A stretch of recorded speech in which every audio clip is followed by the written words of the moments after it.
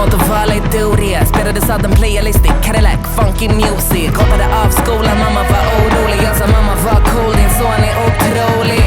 Vi hoppade in i en van, åkte på turné som band. Och de fanns vid min sida som Sam. Och vi fixade kräm som Wu-Tang Clan. Boy, men cashen de tog slut. Och jag var som komvux, what it do?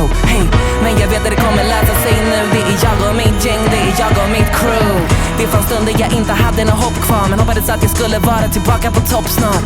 Jag var låg men jag höjde upp mig en oktav. Vi är en bit på vägen men ändå så är det långt kvar. 100 åren man tog sig igenom dem. Och när jag ser tillbaka så kan jag le mot dem.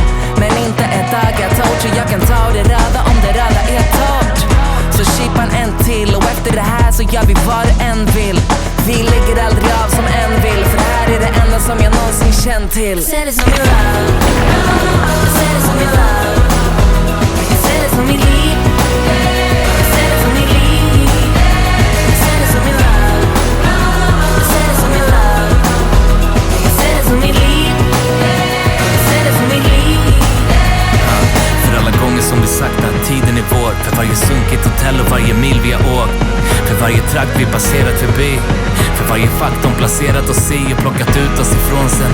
Jag minns när gården var stor som hela världen, lilla huset på prärien var det som gick på televisionen. Så vi visste alla om att inte där revolutionen kommer vara. Den är här och den är nu, hänger du med? De kommer få se, yeah, 2012.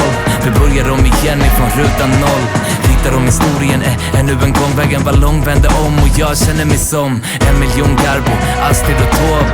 För alla gånger som vi inte hade råd med varken flyget, båten eller bussen, så vi plankade på tåget ifrån Slussen. Och våra drömmar har inte glömt dem, tvärtom, jag har en plan. Charles Singh var Jönsson.